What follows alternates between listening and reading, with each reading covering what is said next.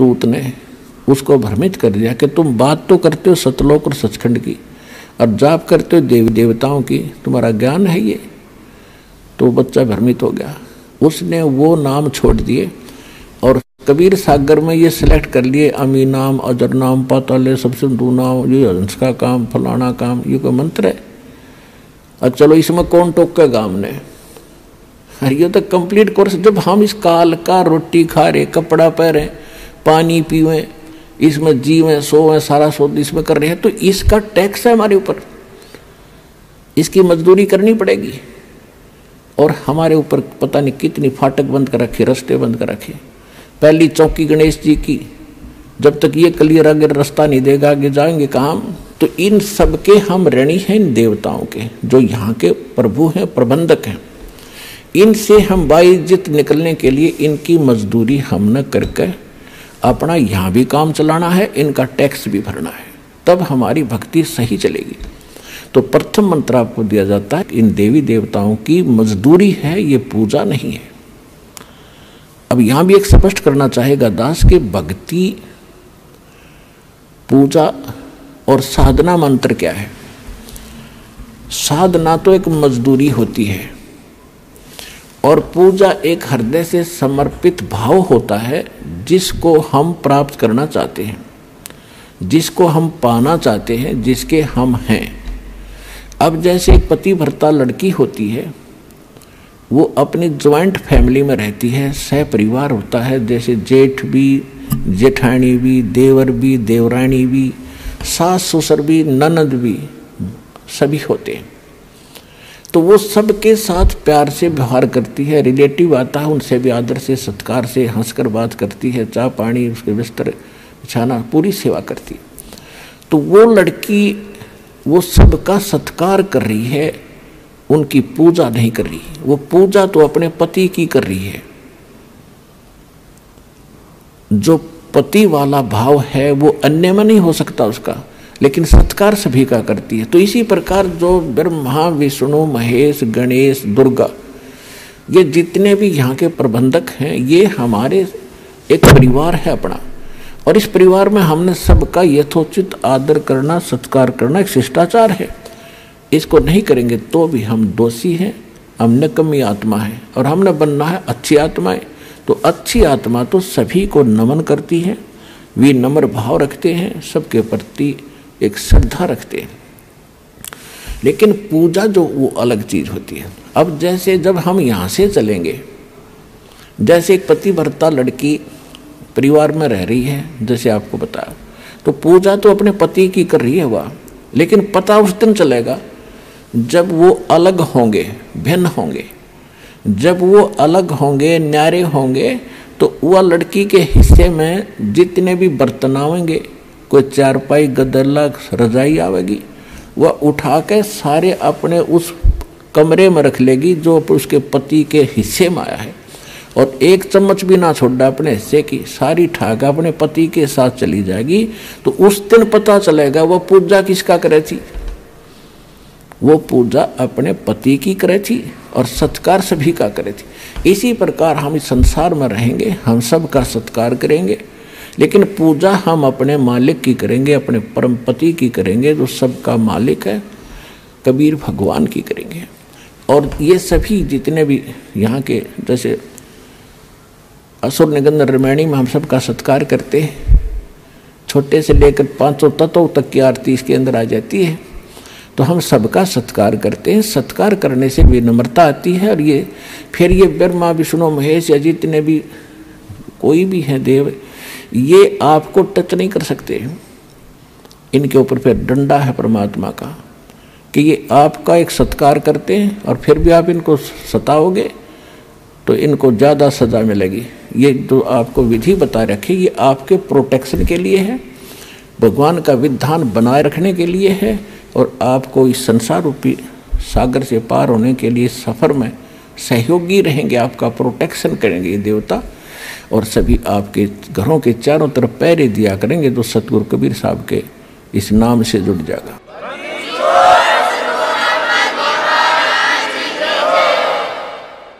क्योंकि जैसे कोई प्रधानमंत्री या राष्ट्रपति का कोई नुमाइंदा है, कहीं शहर में रह रहा है, तो उसकी सुरक्षा और उसकी इज्जत की रक्षा, धन की रक्षा करना वहाँ के मुख्यमंत्री की जिम्मेवारी होती है।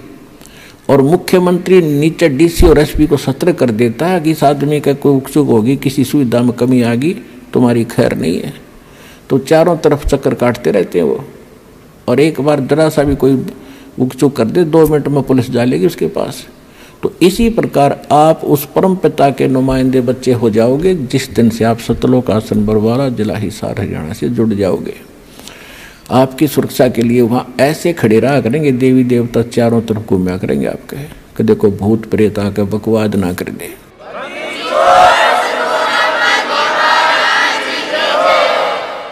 तो यहाँ के जो मंत्री, प्रधानमंत्री, ये जो ब्रह्मा विष्णु महेश, ये काल, ये भी थर थर कांपते उस परमात्मा से। काल डर करतार से, जय जय जय जगदीश, ये जोरा जोड़ी झाड़ता भाई पगरज डारे शीश। गरीबदास जी कहते हैं कि काल डरे करतार से। करतार कौन है? अनंत कोट ब्रह्मांड का एक रति निभारे, सतगुरु पुरुष कबीर हैं ये कुल के सर्जनहार। नानक साहब जी कहते हैं 721 पृष्ठ पे श्री गुरु ग्रंथ साहिब में अंकित है उनकी वाणी। एक अर्ज गुप्तम पेश तो दर कून करतार, हक्का कबीर करीम तू बे ए परवरदिगार। तो यहाँ गरीबदास जी कह रहे हैं काल डरे करतार से, जय जय जय जगदीश, ये जोरा जोड़ी झाड़ता पगरज डारे शीश। जोरा माने मौत है। एक तो जरा शब्द है, जरा संस्कृत में उसको बुढ़ापा कहते हैं। एक जोरा है संत भाषा में, ये मौत को कहते हैं। कहती है मौत भी उस कबीर भगवान की जूते साफ करती है कि जब आपका आदेश होगा तभी मैं किसी के, आपके भक्त के निकट जाऊंगी, न निकट नहीं जाऊंगी। और ये काल परमात्मा से डरता है। काल जो पीसे है पीसना, और जोरा है पनिहार, ये 2 असल मजदूर हैं मेरे सतगुरु के दरबार। पुण्यात्मा, ये बात कोई छोटी गहन नहीं है। आम आदमी कोई भूत प्रेत के बारे में गलत नहीं बोल सकता, देवता के बारे में नहीं बोल सकता। और ये स्पष्ट कहा गया है कि यु काल तपी से पीसना, यानी पहले राजाओं के नौकर जो होते थे, कोई तो उनके आटा पीसा करते थे और कोई पानी भर के लाया करती किसी की, और जो नागरिक औरतें उनको पैसे दे देते थे, मजदूरी देता था राजा। तो यहाँ परमात्मा कहते हैं ये ज्योत स्वरूपी निरंजन, जो 21 ब्रह्मांड का मालिक ब्रह्म, ये तो कबीर भगवान का पीसना पीसता है, यानी उसका नौकर है, उसके आदेश से चलता है। सब कुछ समझाने के लिए ये सब वाणी बोली है। काल जो पीस है पीसना, यानी चाकी पीस चलाता है हाथ से, और जोरा है पनिहार, या मौत उसके पानी भरती है परमात्मा के, यानी नौकरानी है। और ये 2 असल मजदूर हैं मेरे सतगुरु के दरबार। क्योंकि आंखों देखा भगवान की महिमा से परिचित होकर गरीबदास जी कह रहे हैं। तो यहाँ प्रसंग जो चल रहा है कि सत्कार और पूजा और साधना में, सत्कार में अंतर होता है। साधना और पूजा में अंतर कैसे होता है, एक और उदाहरण देते हैं आपको। जैसे हम ये मंत्र जाप करते हैं, बाकी एक नाम को छोड़ के, सार नाम को, बाकी तो ये अन्य मंत्र यहीं के हैं सारे, कुछ आपको पता ही है। लेकिन हमारा उद्देश्य, ये तो हमारे इंस्ट्रूमेंट हैं, ये हमारे औजार हैं उस पूज्य वस्तु को पाने के लिए। जैसे हमने हैंडपंप लगाना है, तो हैंडपंप लगाने के लिए हम जो भी साधन प्रयोग करेंगे वो तो साधना है, वो हमारी पूज्य नहीं है।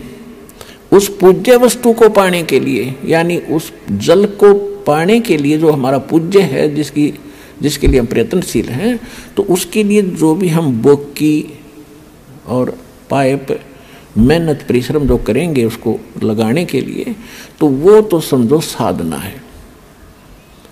और जिस वस्तु को पाना है वो हमारा पूज्य है। अब यहाँ इस 3 नाम के मंत्र का थोड़ा सा, और प्रथम मंत्र का, अब ये कैसे इंस्ट्रूमेंट है हमारे, कैसे हेल्प करेंगे। प्रथम मंत्र जो आपका है, कहते हैं 5 नाम गायत्री गैबी आत्म तत्व जगावे। इस प्रथम मंत्र के जाप करने से आपके अंदर एक विशेष कसक परमात्मा की तरफ बनी रहेगी, और ये ऐसा धन है जो आपके यहाँ संसारिक सुख भी आपको देगा, और आपके ऊपर जो ऋण है इन देवी देवताओं का, जैसे हमने बिजली का कनेक्शन ले रखा है तो बिजली का टैक्स भरते रहेंगे तो रेगुलर आपकी बिजली आती रहेगी। ऐसे हमने कोई पानी का कनेक्शन ले रखा है, गैस का कनेक्शन ले रखा है और टेलीफोन का ले रखा है, तो हम उनके कनेक्शनों के पैसे भरते रहेंगे बिल के, तो हमें सुविधा प्राप्त रहेंगी। तो हम शास्त्र विरुद्ध साधना करके निर्धन हो गए, हमारे सारे कनेक्शन कट गए, तो सभी सुविधाएं बंद होगी। अब ये दास एक गारंटर बनेगा, आपका जिम्मेदार बनेगा, और आपको एक ऐसी मजदूरी देगा, उनसे आपकी सुविधा चालू कराएगा सारी, और ये कहा जाएगा कि ये आपको किस्तों में आपके सारी पूंजी पूरी करेंगे। आपको बार बार प्रेरित किया जाएगा कि मंत्र करा करो, जाप करा करो, तो वो जाप करने से आपकी जो सुविधा देनी इन्हीं भगवानों ने है, क्योंकि ये यहाँ के इंचार्ज हैं। और आपकी ये देंगे क्या, वो वर्क डन, कौन सा वर्क डन किया कर्म कौन सा, जो शास्त्र अनुकूल साधना से प्रतिफल आपका बन कर जाएगा, वो आपका वहां मिलेगा। और देंगे ये ब्रह्मा विष्णु महेशी, तो ये आपको तभी देंगे जब आप सही साधना शास्त्र अनुकूल करेंगे। शास्त्र अनुकूल साधना के अंदर प्रथम गुरु हो, गुरु पूरा हो, अधिकारी हो, उससे नाम लेकर फिर आप जाप करो, फिर आपकी सुविधा चालू हो जाएंगी। उनका टैक्स भी भरता रहेगा और आपका भी गुजारा होता रहेगा। यानी जब तक यहाँ रहोगे फिर हम आगे चलेंगे। तो उसके लिए समझ लो, आपने प्रथम मंत्र तो ऐसा है कि जैसे आपने ट्यूबवेल लगाने के लिए वो इंस्ट्रूमेंट खरीदे, वो हैंडपंप लगाने के लिए, वो आगे तेरे। अब वो काम क्या करेंगे। अब सेकंड मंत्र है सांस उश्वास का। प्रथम मंत्र से समझ लो पाइप आ गई, और सेकंड मंत्र का काम शुरू हो गया। पाइप ने खड़ा करके और उसके अंदर बोकी मारे और बाहर माटी निकाले, बोकी मारे बाहर माटी निकालता जा। तो हम श्वास उश्वास का नाम जो जाप आपको दिया गया सतनाम के 2 अक्षर का, जिसमें एक ओम मंत्र है, एक सांकेतिक तत् है। गीता अध्याय नंबर 17 के श्लोक नंबर 23 में ओम तत्सत, ओम और तत् मिलकर एक सतनाम बनता है। तो इस 2 अक्षर का नाम है सतनाम। इस 2 अक्षर के मंत्र का नाम सतनाम, सतनाम माने सच्चा नाम, इसको सतनाम भी कहते हैं, सच्चा नाम भी कहते हैं। तो इस सतनाम का काम है 2 अक्षर के का। जैसे एक मंत्र बाहर छोड़ते एक अंदर लेते, तो ऐसे बोकी नीचे मारी बाहर निकाली, बोकी मारी नीचे बाहर निकाली मिट्टी, और फिर धीरे धीरे पाइप नीचे जाती गई। पाइप पहुंच गई जल तक, जहां जल आ गया। तो ये काम हो गया सतनाम का। बोकी ने अपना काम कर दिया।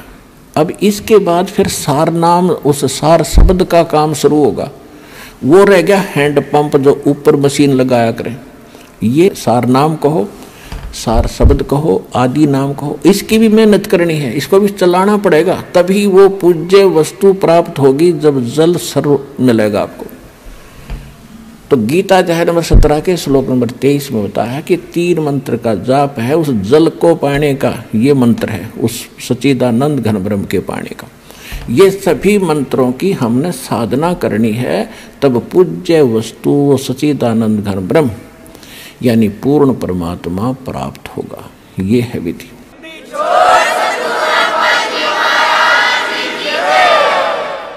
अब वो कैसे प्राप्त होगा। अब प्रथम मंत्र आपको दे रखा है, तो प्रथम मंत्र और लास्ट मंत्र, इनकी जो कमाई है ये आपकी सेव रहेगी, सेफ रहेगी, बचत रहेगी।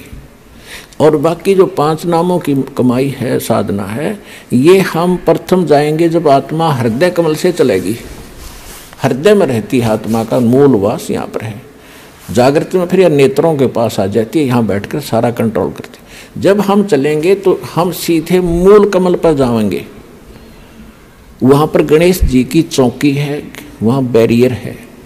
तो वहाँ जाकर के हम जब पहुँचेंगे, गुरु साथ होगा, जैसे वकील होता है तो उसके साथ साथ वो सारे काम कागज पूरे करता हुआ, अकाउंट क्लियर कराता हुआ आपका आगे चलता, जैसे सीए होता है, यो समझ लो।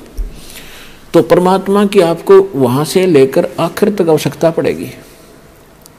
अब वहाँ आप जब जाओगे, परमात्मा पहले ही आपके सारे अकाउंट क्लियर करवा के इनसे और त्रिकुटी में बैठा पाओगे आपको।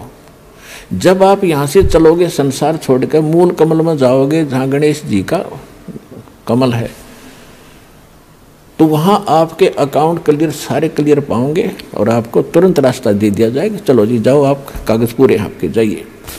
फिर आप आओगे सावित्री ब्रह्मा जी वाले कमल में, जिसको अधिष्ठान चक्र कहते हैं, स्वाद चक्र भी कहा है। इसी तरह वहाँ से आपको क्लीन चिट तैयार में लगी, अब जाइए। फिर इसमें नाभि कमल में आओगे, विष्णु जी के कमल में। फिर यहाँ से भी आप आगे चलोगे कि आपका अकाउंट क्लियर, जाइए हृदय, फिर कंठ कमल, फिर आप पहुँचोगे त्रिकुटी पे। जब आप त्रिकुटी पर पहुँचोगे, वहाँ परमात्मा मिलेंगे इस दास के रूप में। अब जैसे आप यहाँ गुरु जी के प्रति जैसा व्यवहार, जैसा विचार और जैसी श्रद्धा आपकी है, ये आपकी यहाँ रिहर्सल कराई जाती है कि गुरु मानुष कर जानते ते नर कहिए अंध, ओवे दुखी संसार में आग काल के फंदे। गुरु को मानुष नहीं जाने, गुरु गोविंद कर जानियो, रहियो शब्द समाए, मिले जब दंडवतम बंदगी, नहीं पल पल ध्यान लगावे। गुरु गोविंद दोनों खड़े, काके लागू पाए, बलिहारी गुरु अपना, जिन गोविंद दियो मिलाए। अब परमात्मा ने यह सिद्ध करना, हमारे को एक ट्रेनिंग दे रहे हैं कि जैसा व्यवहार आप इस दास के प्रति कर रहे हो, ऐसा ही भगवान के प्रति माना जाएगा। और जैसा आप दिन में रिहर्सल कर रहे हो, रात में सौपन भी वैसे ही आएंगे। तो संसार छोड़कर जब जाओगे, आपको सौपन सा बनेगा। तो जैसा आपकी आस्था यहाँ वहाँ तो सामने स्पष्ट नजर आओगी, तो वहाँ आपकी परीक्षा होगी। अब जैसे वहाँ गुरु जी के साथ भगवान खड़ा हो, आपने परमात्मा को देखा नहीं, केवल चित्र चित्र देखे हैं उनके, तो वहाँ जाकर आप किसको प्रणाम करोगे? गुरु गोविंद दोनों खड़े, किसके लागू पाए, बलिहारी गुरु अपना, जिन गोविंद दियो लाए। यानी हमने इतना दृढ़ होना है इस मार्ग पर सफल होने के लिए। वो जो दास के रूप में होगा, वो भगवान ही होगा वहाँ पर। अब परमात्मा ये भी देखते हैं कि जैसे 120 वर्ष भगवान रह कर चले गए यहाँ पर, और इस दास के स्थान पर अगर वो आज होते तो आप तो पहचान तो सकते ही नहीं, क्योंकि जब भी ना पहचाना, क्योंकि जो लाहे का काम करें, एक लंगोटी ही बांध, धोती ही बांध के फटे पुराने कपड़ों में घूमे फिरे, सारा काम करें, तो हमने सोचे जनसाधारण आम आदमी है। तो इसलिए परमात्मा वो एक विधान बताएंगे, और इसलिए दास को भेजा के भगवान को पहचानवा दे, आपको पहचान करा दे। और कैसे मिलेगा ये नियम बताओ। तो जैसे उस समय भगवान होते, इस दास के स्थान पर आप जैसा व्यवहार करते, तो भगवान ये सब आपकी अकाउंट जमा होता रहता आपका कि इसका कैसा व्यवहार है, कैसा विचार है। तो अब दास ये देख रहा है, दास के प्रति जैसा आपकी भावना, जैसे आपके विचार, आपकी श्रद्धा है, तो आपकी वहाँ बुक में लिखे जा रहे। परमात्मा वाले स्थान के पास आपकी एक अलग से बेड है, आपकी बही है, आपका अकाउंट खुला हुआ है, एक फैक्स वहाँ जाता है। तो उस समय फिर आपका जैसा स्वभाव आप वहाँ प्रयोग करोगे त्रिकुटी पे, जैसा आप यहाँ कर रही हो एडिट होगा। फिर वहाँ से अगर गलती कर दी तो आपको फिर भी वापस पटक दिया जाएगा, वहाँ से भी आपको फेल होकर वापस निराशा हाथ लगेगी। यहाँ अलग बात है कि किया हुआ कर्म यहाँ ऊपर के ब्रह्मांडों में आप देवता बने रहोगे हजारों लाखों युगों तक, और फिर वहाँ आपकी पूरी पूंजी भक्ति नाश करा कर ये वापस पटक देगा धरती पे। तो इससे बचने के लिए जो पहले हम मार खा गए, हमने धोखे खाए, उससे बचने के लिए अब ये फावल पॉइंट बताए जाते हैं। इसमें दृढ़ रहना बच्चों, बार बार यही आपको बताया जाता है। जब आप त्रिकुटी पर पहुंचोगे तो वहां ये नीचे के मंत्र तो हो गए साफ, कंठ कमल तक सारे आपका हिसाब किताब हो गया। आपके साथ वो 2 मंत्र का जाप वो और साथ है। यहाँ कंठ कमल से लेकर त्रिकुटी तक जाने का बहुत लंबा रास्ता है। ये तो एक यहाँ तो मैप है, वहाँ ओरिजिनल चीज़ है। तो वहाँ जाने के बाद जब आप पहुँचोगे तो 2 मंत्र आपके पास होंगे, 3 मंत्र होंगे, उनकी कमाई आपके साथ होगी। ओम तो ब्रह्म का है, और दूसरा जो मंत्र सांकेतिक आपको दिया जाता है सतनाम में, वो अक्षर पुरुष का मंत्र है, सातसंग ब्रह्मांड के स्वामी का। अभी तक हमारे को 10वां द्वार का ही ढोल पीटा गया ऋषि व ऋषियों के द्वारा। और एक जम्मू के अंदर मधु परमहंस को आवे, कबीर पंथी को और कह का पता नहीं इसने, और वो कबीर साहब की किताब अधूरी सी बाणी पढ़ ली, 11वीं खिड़की एकादश,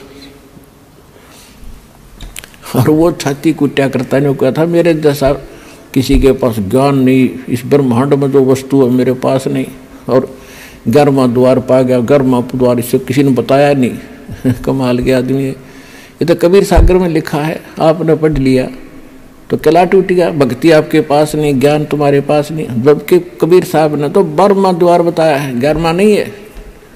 11वां देश अक्षर पुरुष के लोक में जाता है, इसने उसका भी ना पता, वो सुन रखी है 11वां द्वार एकादश खिड़की लगी।